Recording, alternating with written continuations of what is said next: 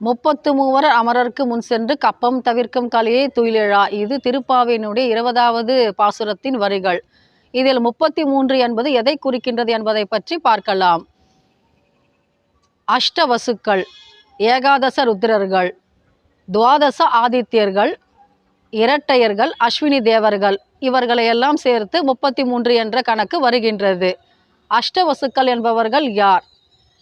மனுவின் மைந்தனான பிரஜாபதியின் புத்திரர்கள் இவர்கள். தரா, துருவா, சோமா, அகா, அனிலா, அனலா, பிரதீக்ஷா, பிரபாசா, இவர்கள் 8 பேரும் அஷ்டவசுக்கள்.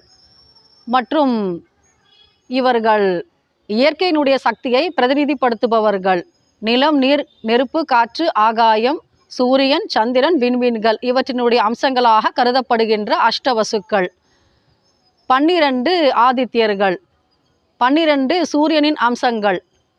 தமிழ் மாதங்கள் 12: சித்திரை, வைகாசி, ஆனி, ஆடி, ஆவணி, புரட்டாசி, ஐப்பசி, கார்த்திகை, மார்கழி, தை, மாசி, பங்குனி. இந்த 12 மாதத்திற்கும் ஒவ்வொரு மாதத்திற்கும் ஒரு சூரியன். இப்படி 12 பேர். துவாதச ஆதித்யர்கள், ஏகாதச ருத்ரர்கள், 11 ருத்ரர்கள், சிவபெருமானின் அம்சத்தை குறிக்கக்கூடிய 11 ருத்ரர்கள். மற்றும் இரட்டையர்கள் யாருன்னா அஸ்வினி தேவர்கள். இவர்கள் மருத்துவத்தின் ஞானத்தை குறிக்கக்கூடிய அந்த அறிவை வழங்கக்கூடிய தேவர்கள். இவர்களோடு சேர்த்து 30 முக்கோடி தேவர்கள் என்று அழைக்கப்படுகின்றார்கள். ஜெய் கிருஷ்ணா.